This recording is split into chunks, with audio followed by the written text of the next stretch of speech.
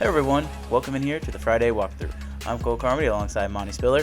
Kansas State takes care of business against Houston 41-0, and now they get set to go to Austin for arguably the biggest game of Chris Klieman's career as K-State takes on the Texas Longhorns. We'll get into both of those games, but before we do, we want to let you know that we're sponsored by our friends from Booth Creek Wagyu.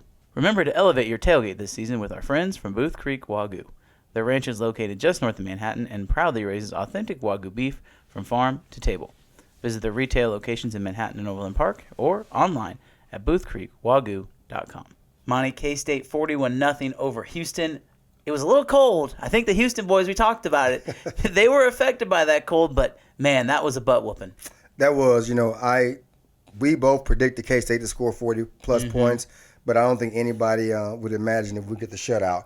I'm not sure if our defense was playing that well or if Houston offense wasn't playing as well as we thought they could, or the cold played a role in it. But, whenever we get a shutout at this level, that's a great win. Let's just start with the defense, because I think that is the story of the game. The offense was efficient.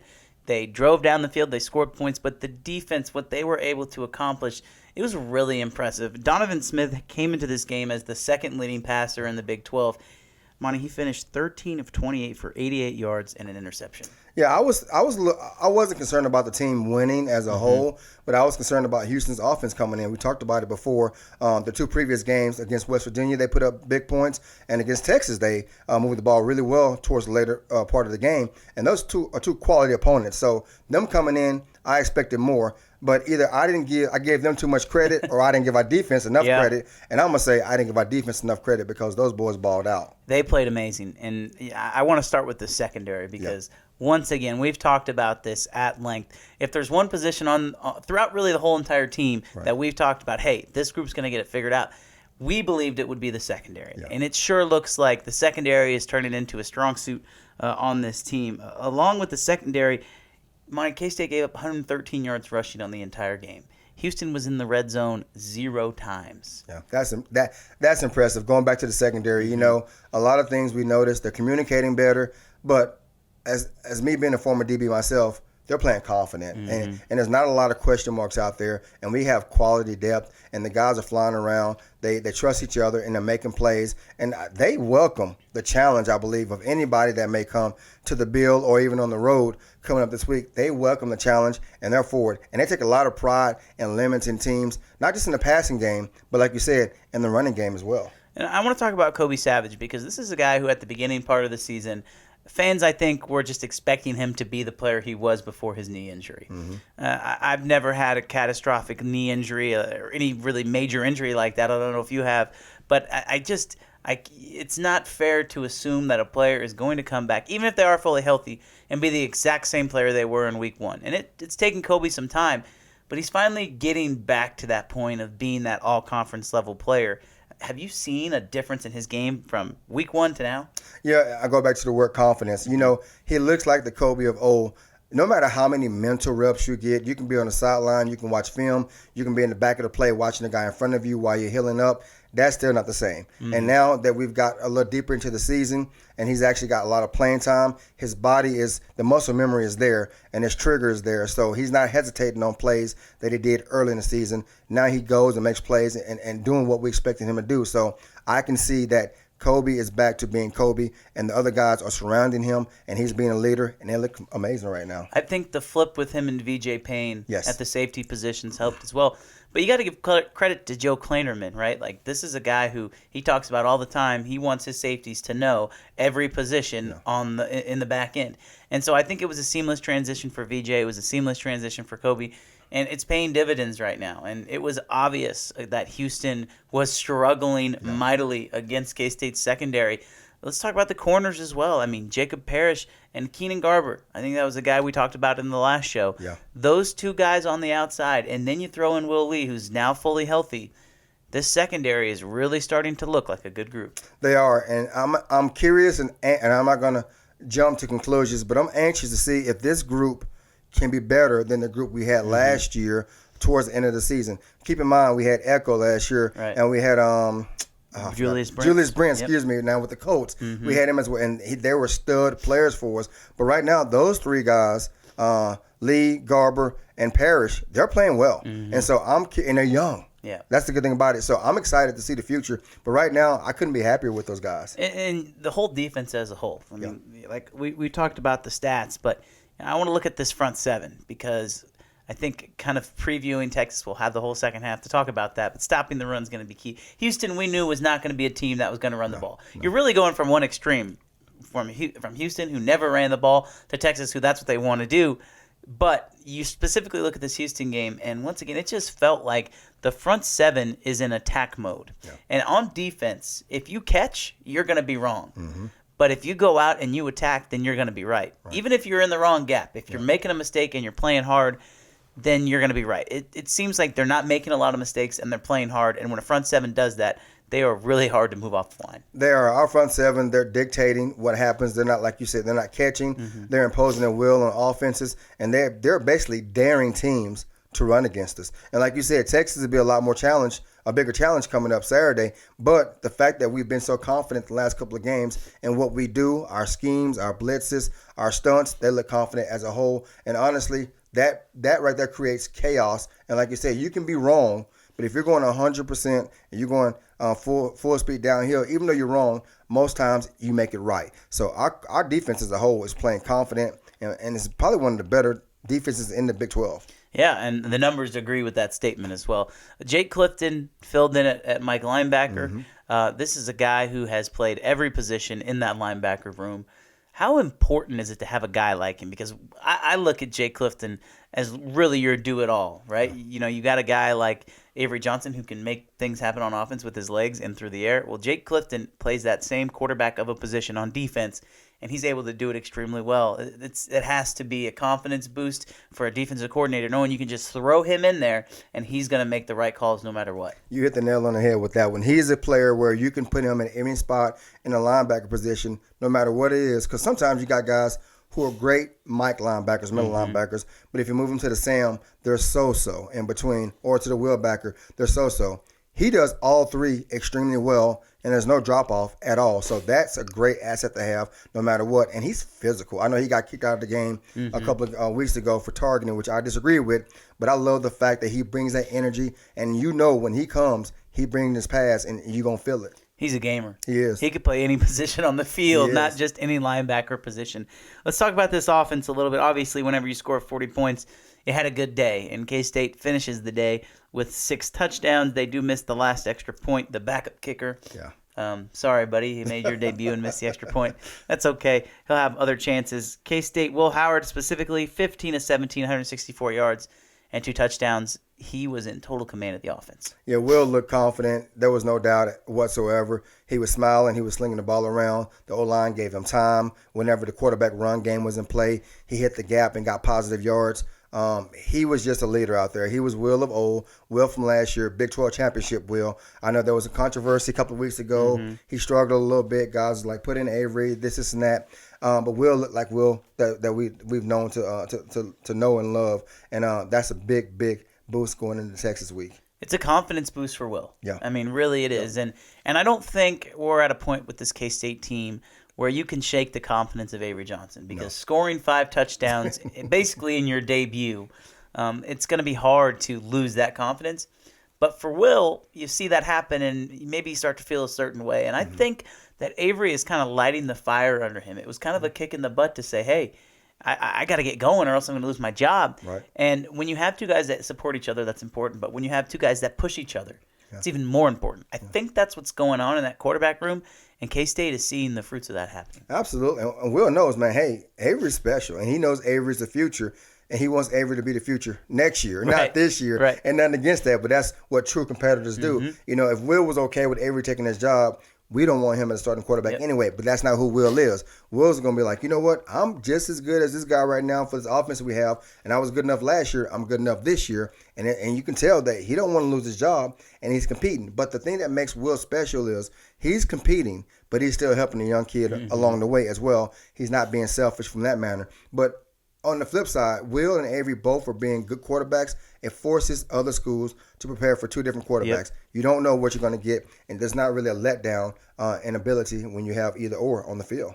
Will can run, Will can pass. Yes. Avery can run, Avery can pass. And, sometimes you think when Avery's in, they're going to run it, and when Will's in, they're going to throw it, and they hit you with the quarterback run with Will, and they throw it over the top with Avery. That's what makes those guys so special. We're going to see a lot more of that at Texas, I have a feeling. Absolutely. DJ Giddens, 13 carries, 96 yards, 2 touchdowns. Good day for DJ Giddens, but I want to highlight the block from Cooper Beebe. I love to talk about my offensive lineman. Cooper Beebe with the most amazing, I don't even have adjectives to describe how awesome this block was on the touchdown from DJ. He just absolutely decleated this guy. Have you ever seen a block like that in person? Not in person. That was the first time. I've seen some good blocks, but it's funny because I couldn't wait to get back and to look at social media because I knew there was going to be so many clips of that play, and I can't even remember the kid's name from Houston, but poor kid. But when you saw it happen, I was like, oh, man. Don't ever stop your feet and leave that chest open like that because Cooper just ran through him like he owed him money or something. Yeah. I'm not sure, but that was a beautiful block, and that's what makes him one of the top linemen in the nation and a future NFL guy. Yeah, I don't know how if you're an NFL scout, you watch that clip and you don't go, I want that guy on my team, right? Yeah. I want that guy. That is going to be a play also if you're Texas where you tell your defenders, hey, if you get caught staring, you're going to end up on your back. Don't be that guy. You could hear the pads pop on the TV broadcast. That's how impressive that was. The offensive line as a whole, I thought, played really well. And we're starting to get to a point where guys like Carver Willis, guys like Taylor Potier, these guys that are coming in off the bench, they're making a difference. K-State's run game is in a really good spot right now. They're going to be tested with Texas's front seven. We're going to get into that. But I thought the offensive line performed really well. Phillip Brooks, the leading receiver on the day, 5 catches for 83 yards. Not bad for Phillip Brooks. They're going to need some more guys to step up. I look at a guy like Garrett Oakley. He scored another touchdown in that game. They're starting to develop some weapons. Yeah, and that's the thing about it. Normally Ben Sinnott was our star tight end, star fullback, but they have another tight end that you can go with will pay off. You can go double tight on the line, and that forces people to change up the defense. You can run the ball, you can pass the ball, and a lot of times the tight end get lost in the mix, and you can run the ball, and all of a sudden the linebackers start flowing heavy downfield. The safeties are coming up quick, and as soon as they come up, you slip a guy behind them deep in the backfield, and it's touchdown. So that's a great asset to have, as well as 2 good tight ends. And our offense as a whole is becoming complete. We have 2 great running backs, 2 great quarterbacks, several linemen that can rotate in and out and play any position and never have a drop-off. So K-State offense is looking really good. I want to mention this about the tight ends. You talk about being such a run-heavy team that K-State is. Well, they'll go 3 tight ends. They'll go 2 tight ends. But when you have a Ben Sinnott and a Garrett Oakley, who are both receiving threats, who could line up at receiver too, if you run, and they see 2 tight ends, they don't think anything of it. They think run. Right. So then it opens up the play-action pass to their tight ends. This is why having tight ends are so valuable, and K-State has 2 good ones, and so I would expect them to use both of them moving forward. The last thing I want to talk about this game before we get ready to wrap up and talk about Texas is special teams. Yeah. Once again, special teams is very good for K-State. No big-time returns, but solid special teams, solid kicking.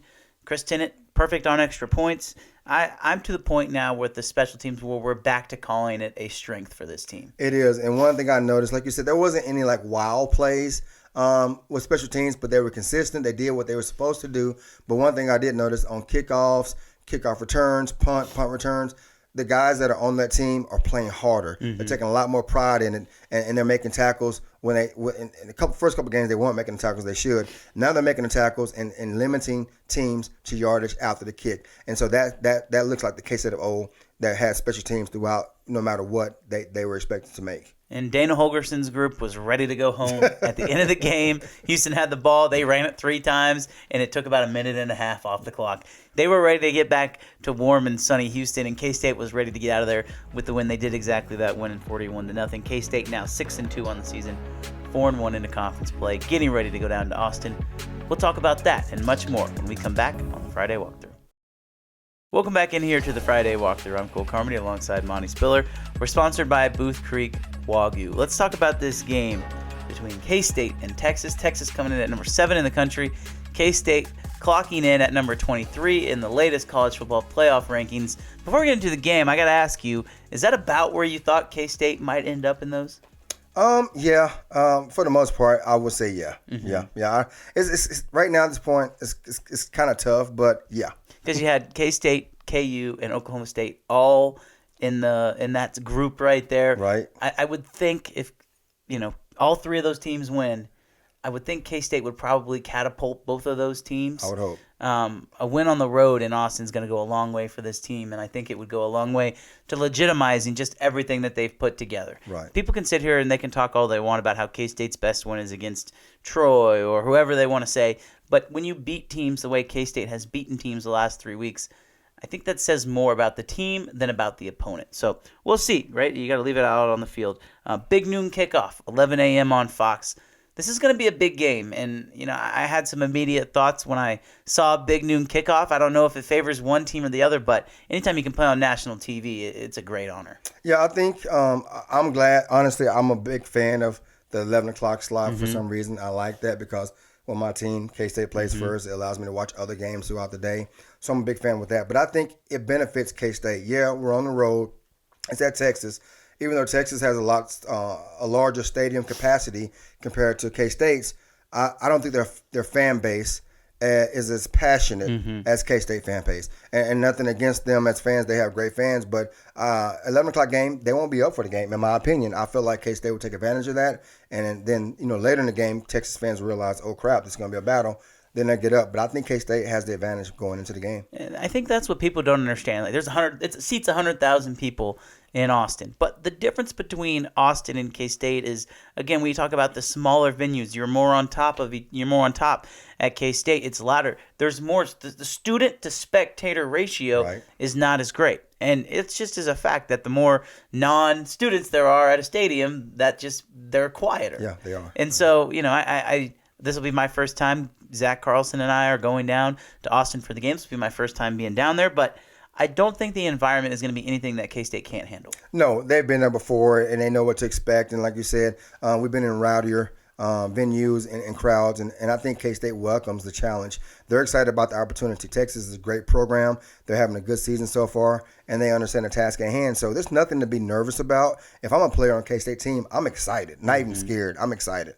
Now, let's get into this Texas team a little bit, specifically on the offensive side of the ball. Everybody knows Quinn Ewers going to be out for this game, going with Malik Murphy, the redshirt freshman, Arch Manning, the touted true freshman, to back him up. I don't believe we'll see Arch Manning in this game. They did say Malik Murphy was out for a day at practice, and so Manning did take some reps with the ones. I'm to a point right now with the Texas quarterback situation to where if Arch Manning was good enough to play, he would be playing. Right. And so I don't think this is about how good Malik Murphy is, as it is maybe Arch Manning is just not there yet. He's the number one prospect in the country. There's a lot of fanfare made out about him, obviously, with the last name. But they're going to roll with Malik Murphy, and we'll talk about his game. But I saw some serious flaws in his game. He stands at 6'6", but this is a guy, he's big, but he's prone to make some mistakes. Yeah, he's definitely a physical specimen for sure.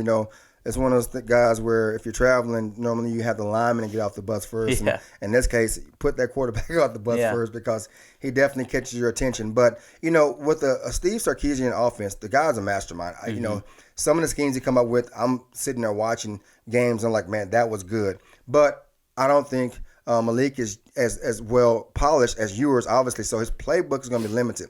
And the good thing about it, K-State has a week to see him on film. Prior to last week's game, Texas' opponent didn't have any film on him, so they didn't know what to expect. We know what to expect now. Obviously, they'll add more to it because he has more confidence in the game underneath his belt, but I like our chances.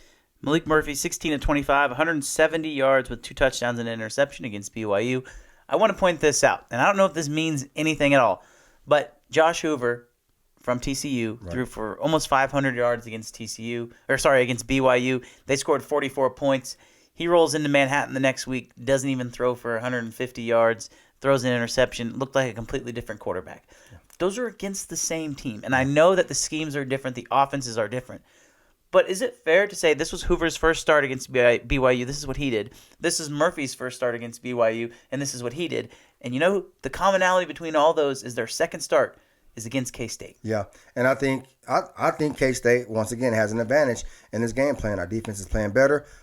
Texas is still trying to find what works well for the new quarterback. Obviously, yours is out, and they want to do. I think we'll see more quarterback run game. Not a whole lot, but they want to control the game. Normally, Texas want to go up tempo, but with a new quarterback, you can't because there are mistakes that are going to be made. You have to slow the game down a little bit, allow him to get back into his groove, find out what he's good at. So I think Texas at some point will slow the game down and limit the mistakes, opportunities for mistakes for the offense. So I think K-State has a better opportunity to also slow down Texas this week as they did TCU and Houston in the last couple of weeks. Jonathan Brooks, the leading rusher for Texas, he is a great running back. There's no doubt about it. Bijan Robinson ran for over 200 yards against K-State last year. Brooks is good, but he's not as good as Bijan, and I think everybody understands that. But either way, their goal for Texas is going to be to run the ball. And if K-State, I think what K-State's game plan is going to be is try and sell out to stop the run and make Malik Murphy beat you.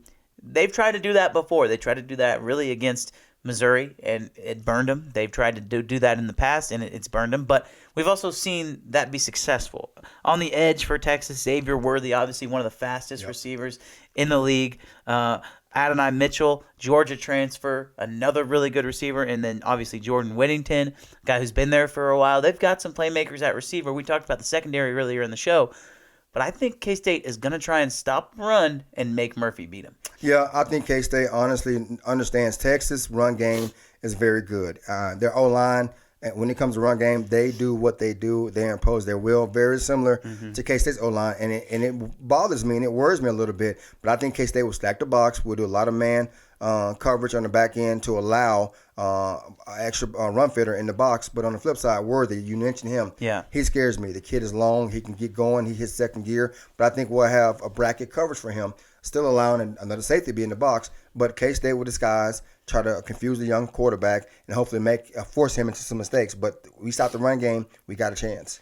Texas has been notorious for not being able to convert in the red zone. Their touchdowns normally come on big plays. And if you're watching this and saying that doesn't make any sense, well, it'll make sense after you hear the stat. Texas's offense is 120th in the country in touchdown rate in the red zone. Wow. 120th in the country in touchdown rate in the red zone. K-State's defense is second.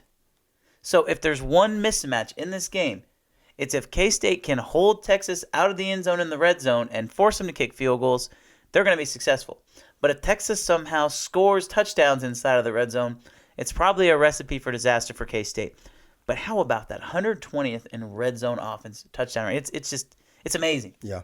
And hearing that stat, that was new to me. Thank you for sharing that. Hearing that stat, it makes me wonder if Coach Clanderman and their defense have the bend but don't break attitude. Right. You know, they kill some clock. We give a play here, force them to dink and dunk, and then when they do get in the red zone, lock up and see if they can score. And if that's the case, that puts K-State in a positive position based off of what we've talked about in the last couple of games. So it'd be interesting to see how Coach Clanderman approaches that. And I think this is a total game plan as we flip to the other side of the ball, because that puts that much more pressure on K-State's offense and Texas's defense. Because if K-State's defense can hold Texas to field goals, then it's going to come down to, can K-State score touchdowns in the red zone? If K-State is forcing Texas to field goals and K-State is scoring touchdowns, 7 is better than 3. Yeah. And so those two things happen, K-State's going to win this game. Right. So you look at this K-State offense, well, it's simple. Find a way to put the ball in the end zone. Because unless you let Texas score, they're not going to take it. Right. So I really believe if K-State's able to score touchdowns in the red zone, they are going to have a chance to win this game. I think K-State offense is an advantage to this game. Not saying they have more physical, better athletes, better athletes, but I feel like us as a whole has an advantage. Texas has a plethora of phenomenal athletes, 4- and 5-star guys. But watching several of the games this year, they get undisciplined at times. They fly to the ball, but they kind of do, I'm going to make a big play. I don't stay home. I don't do what I'm supposed to do. They don't do their job. And normally when somebody doesn't do their job, try to do too much, there's a gap. And I think K-State would exploit that and take advantage of that. K-State plays disciplined football. We force people to be good with their eyes, and you can't just come up and blitz because we can burn you on that as well. But I think K-State offense as a whole has a better opportunity than Texas's defense. So let me ask you this. When you're going up against an undisciplined defense and you have a guy like Avery Johnson who is able to make one guy miss and be off to the races, do we see some kind of reverse, some kind of trick play, some kind of Maybe you see Will Howard and Avery Johnson on the field at the same time. This just seems like against a team that wants to fly around and make big-time plays on defense, you can use that against them. You can, and you force them to be disciplined, but like you said, they get outside their box or they run up field. Reverses are great, but one thing I'm looking forward to seeing, I think K-State would do a lot of it, and we do it well, our screen game. And we can do it with DJ Giddens, and we can do it with Ward. Ward's a smaller back, so he's easy to hide behind those big boys in the front line and force them guys to break down. And once he hits the gap, they both can get going, obviously. So I think our screen game will play a major role in the game on Saturday. Jalen Ford, the star linebacker for Texas, leads the team in tackles. He's got 2 interceptions and a forced fumble. He's everywhere for the Longhorns. That is their guy on defense, along with Devondre Sweat, Ethan Burke. Ethan Burke just so happened to actually former K-State recruit, took an official visit to K-State. He's from Austin, so got that offer and decided to go to Texas. Those guys along the front line, it's going to be K-State's offensive line versus Texas's defensive line. Again, we always go back whenever there's a close game. If you can win the line of scrimmage, you're going to have a chance to win the game. And every week, now with this offensive line, with how much they've improved, I really like K-State chances at winning that battle. I'm with you on that. And this is one of those games, it's kind of ironic how the Big 12 has been over these past years. When Texas first joined us, the teams left because of Texas, supposedly, and now they're leaving us.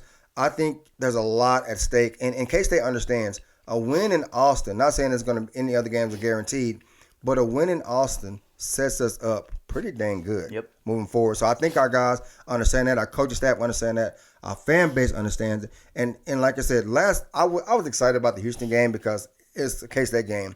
But I haven't been this excited about a game for K-State in a long time, and it's a big one. So, I think our boys will come ready to play. What is one key to the game? I mean, we've talked about the red zone efficiency, but if you look somewhere else, if you're K-State and you have to come up, this is what K-State has to do in order to win the game, offense or defense, what is your go-to? Here's my thing. Defensive-wise, early in the game, we have to get a feel of what Texas's offense is doing. Once we figure out what's going on, bring pressure on the quarterback. He's a big boy. That's fine. Hit him early and hit him often. Rattle him, because I guarantee he's one of those guys where if his first option isn't available, he's going to pull in and run, and he's going to look to get yards. And a lot of times when that happens, that just messes up the whole offense. So I say put pressure on the quarterback, and don't just do it the same way. Bring different type of stunts, but put pressure on him, hit him early and often, and make him make decisions, because I don't think he's a game manager at this point, and I haven't seen anything from him to make me think that he can win the game for them on his own. Yeah, I'm to the point now with this K-State team against Texas. If they score first and they put the pressure on Murphy, it sets them up for how they want to play. Can they play from behind? 100%. But if you're playing from behind, Texas is going to pound the ball and they're not going to make mistakes. If Texas is in front, they're going to try and possess the ball and not make mistakes. K-State can come back. That is something that they're able to do with their offense. But if they're able to jump in front, now you're dictating the game. Right. Do you want to sustain the punch? Do you want to stay in the fight? If Texas jumps out, absolutely. But if you can take a lead at halftime, even if it's only 3 points, even if it's only 7 points, even if it's a tie game, K-State wants to try and jump out in front because they want to force the hand of Texas. They want Murphy to make mistakes. They want Sarkisian to try and force things down the field. And if there's one thing we know, it's that Steve Sarkisian loves to go for it on 4th down in the red zone. That is what they do. They don't like to kick field goals. Why is their touchdown rate so low? Because they don't go for it. They don't try and kick fields. They always try and go for it. That's what they're going to want to do. If K-State's able to jump out in front and dictate the flow of this game, I think they're going to win. I agree, but and you made a good point. And K-State has to understand. Texas understands too what's at stake. They've lost a game where they probably shouldn't have, but they understand if we lose 2 games, and the way the Big 12 is set up right now, our chances to make it to the Big 12 championship is getting slimmer. And Sarkisian, he will take chances, but I will say this too: K-State, in my opinion, we have to play disciplined football. We can't have penalties, and we got to understand that it's going to be highs and lows. But I feel like as a whole, and yours not playing plays a role, but I feel like as a whole, we are the better team right now at this point of the season. Well, let's get into it. We've danced around our picks the whole entire second half. Let's get into it. Monty, give me your MVP and your score of the game. My MVP of the game, I'm going to say DJ. And the reason being, he's been good the last 3 weeks. But I feel like if you look at the history of K-State versus Texas, we've always had a running back come up big. against Texas. And the games that we did lose, they had Bijan. He was our kryptonite. Mm-hmm. Yep. But I feel like the games we won, our running backs play significant roles in it. And I feel like DJ will be the MVP offensive-wise for us going into Texas. And I'm picking K-State to win the game 38-17. Wow, there we go. K-State making a statement in Austin per Monte Spiller. I'm going to go with Ben Sinnott. Ben Sinnott, he played very little against Houston. I like it. Houston maybe might have forgot. I don't know how you could forget him. He hurdled like 3 of the guys against Texas last year. Right. I could see Ben Sinnott having a big game similar to the game he had against Oklahoma last year where he really broke out. I think this is going to be a closer game. I do think it's going to be I think it's going to be a fun game. I'll just say that for both sides. There's going to be anxiety for K-State fans. There's going to be anxiety for Texas fans. The line is 4.5 right now. I think that is fair. I don't know if it'll be if you're betting on Texas, I don't think you're going to be too happy because I do think K-State will cover, and I think K-State wins this game. I'm not ready to say Texas is going to score a lot of points. With what I've seen from K-State's defense, I believe in this K-State defense. I believe in Joe Klanderman. I think the K-State defense comes to play. I'm going to pick K-State to win this game 27-20. Okay. I think it's going to be a closer game than maybe the score indicates, but I think K-State is going to be firmly in control. They're going to jump out in front. It's going to be a fun game, but, man, I'm looking forward to it. Hey, a win's a win. I'm with you on that, and great call on saying that, he's our guy, and I would love to see him kind of get back out there and let people know, hey, don't forget about me. But it'd be a great game. Fans that are watching, if you're going to Austin, travel safely, Yep. But I'm betting on the Cats. It's going to be a fun one. Thanks, everybody, so much for watching. Enjoy the rest of your weekend. K-State and Texas, 11 a.m. on Fox. Enjoy the game wherever you may be, and we will talk to you next Friday.